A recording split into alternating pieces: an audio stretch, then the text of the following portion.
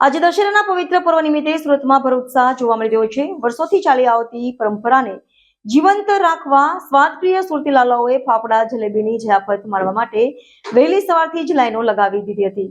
દશેરાના દિવસે ફાફડા અને જલેબી ખાવાનો ક્રેઝ સુરતીઓમાં એટલો પ્રબળ છે કે દેશભરના ફરસાણ વિક્રેતાઓને ત્યાં ગ્રાહકોની લાંબી કતારો વહેલી સવારના 5 વાગ્યાથી જ જોવા મળી હતી।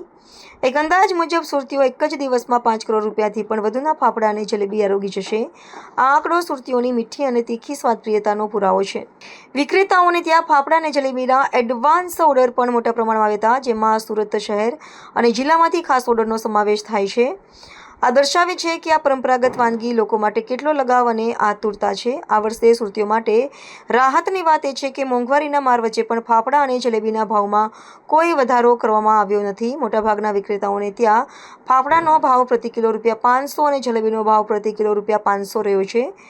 ગ્રાહકોનું કહેવું છે કે વર્ષમાં એકવાર આવતા વર્ષની ઉજવણી કરવા અને પરંપરા જાળવવા માટે મોંઘવારીની ચિંતા કર્યા વગર ખરીદી કરવી જરૂરી છે। વર્ષોથી દશેરાના પર્વ ફાફડા જલેબીની જયાફત માણવાની આ પરંપરા આજે પણ સુરતી લાલાઓમાં વિરતપણે ચાલુ છે, જે તહેવારો પ્રત્યેની તેમની અતૂટ શ્રદ્ધા અને સ્વાદ પ્રત્યેના લગાવને દર્શાવે છે। મારું નામ અભિષેક પૂજારા છે। મારી ફેમિલી નામ છે શિવ કમળ ફરસાણ હાઉસ, જે છેલ્લા 30 વર્ષથી ચોકસીવાની સામે આપણી દુકાન આપણી આવેલી છે।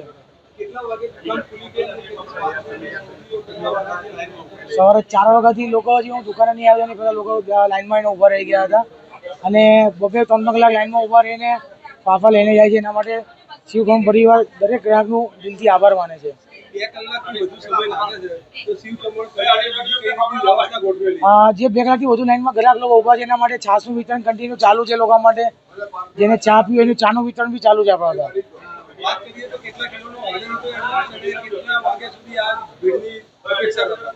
100 કિલો પ્લસ ઓર્ડર હતો આપણા ત્યાં અને ભીડ સાંજ સુધી રહેશે એવું લાગે છે। અત્યારે જે ભીડ છે એવું લાગી રહ્યું છે।